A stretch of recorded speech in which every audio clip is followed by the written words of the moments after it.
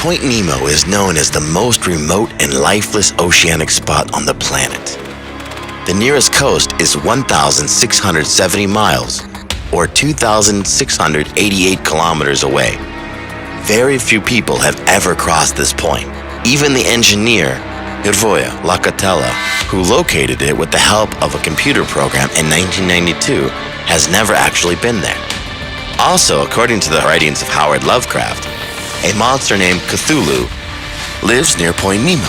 This is, of course, science fiction, but research in the 1990s made scientists think that some unusual creatures that can survive even the most extreme conditions of our planet might actually exist in this inaccessible part of the ocean. But what actually lives in the deadliest and most remote zone of the oceans? And why are there so many extraterrestrial objects there? In 1997, scientists received the first warning alarm from Point Nemo. Researchers had placed underwater microphones 2,000 miles or 3,219 kilometers apart to study the volcanic activity of the South Pacific. But these sensors recorded sound that was not what scientists expected to hear. It was the loudest sound ever heard from the depths of the ocean. It sounded like this.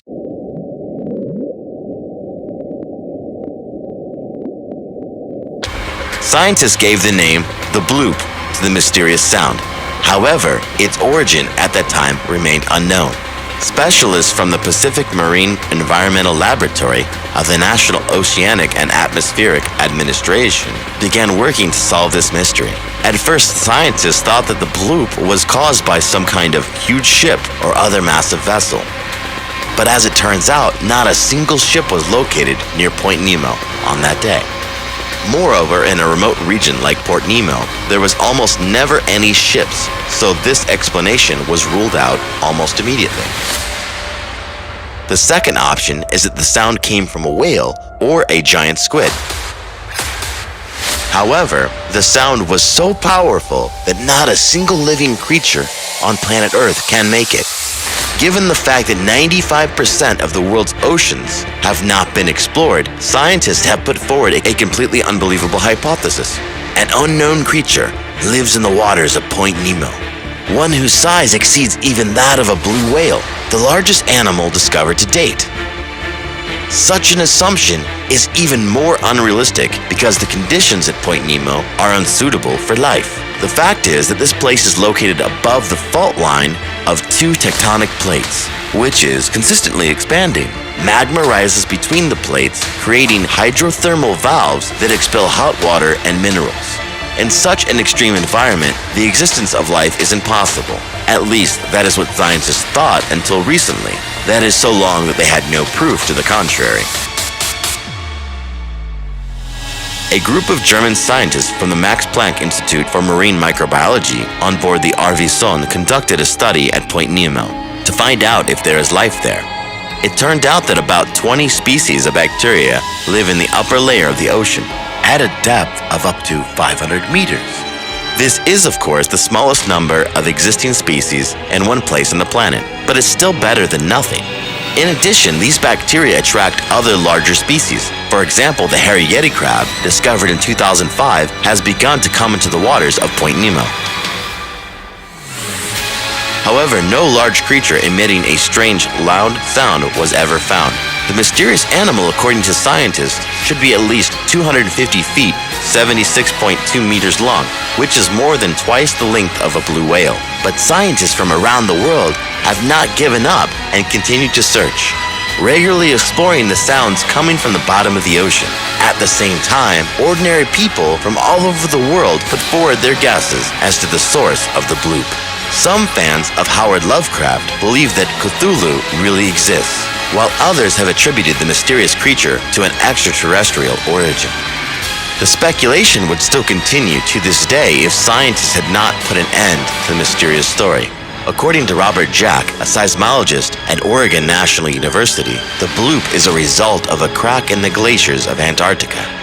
Every time an iceberg breaks away, loud sound waves extend thousands of miles across the nearby oceans. So the idea of underwater monsters from another planet will have to be forgotten. However, extraterrestrial objects do exist in these almost lifeless waters. At least these objects definitely traveled from beyond the borders of our planet. The fact is that the area around Point Nemo has long been known to those involved with space exploration. Used artificial satellites and spacecraft are dumped precisely in this dead part of the ocean. As a result, Point Nemo has become a spacecraft graveyard. The decision to turn this uninhabited zone of the ocean into a space dump was made for good reason.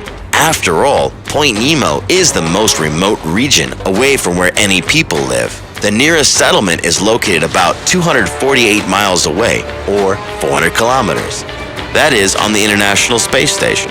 In addition, a very limited number of animal species live here.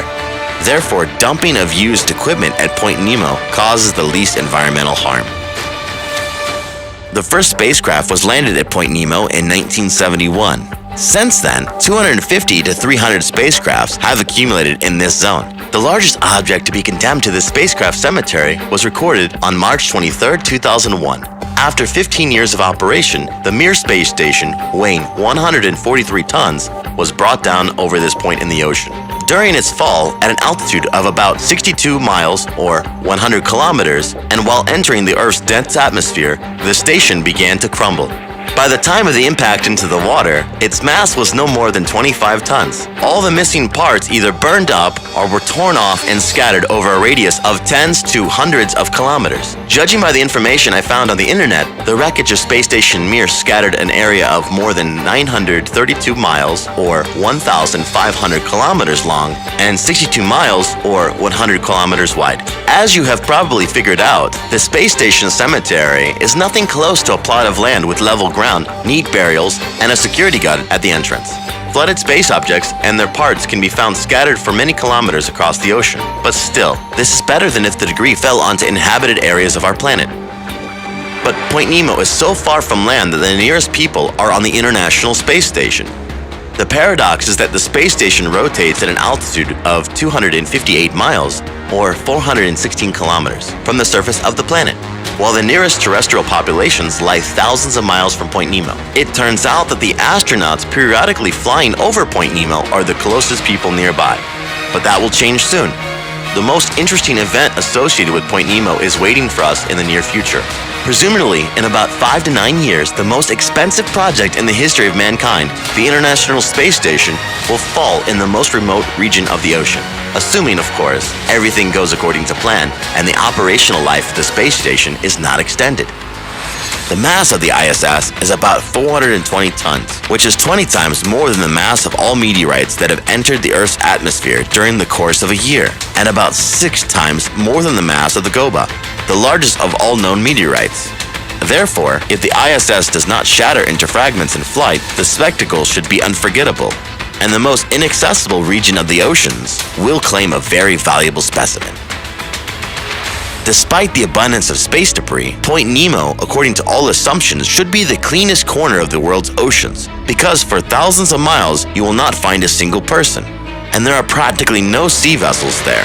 But the round-the-world race of yachts in 2018 showed the opposite. The crew of one of the yachts took water from Point Nemo for testing. As it turned out, there are 27 pieces of microplastic per cubic meter of water. Therefore, even inaccessible places in the oceans are heavily polluted.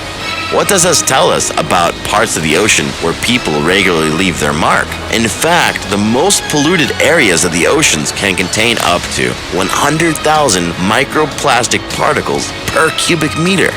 Migrating all over the planet, they reach even the most inaccessible regions like Point Nemo.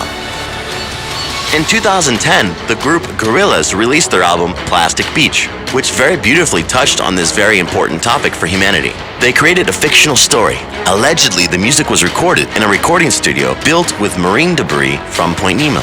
This is a very serious problem. Once again, we should think about our attitude towards environmental pollution before it's too late. Indeed, according to the latest data, life in the Pacific Ocean is already under serious threat of extinction. It can be destroyed by gigantic... It seems this is a topic for another issue.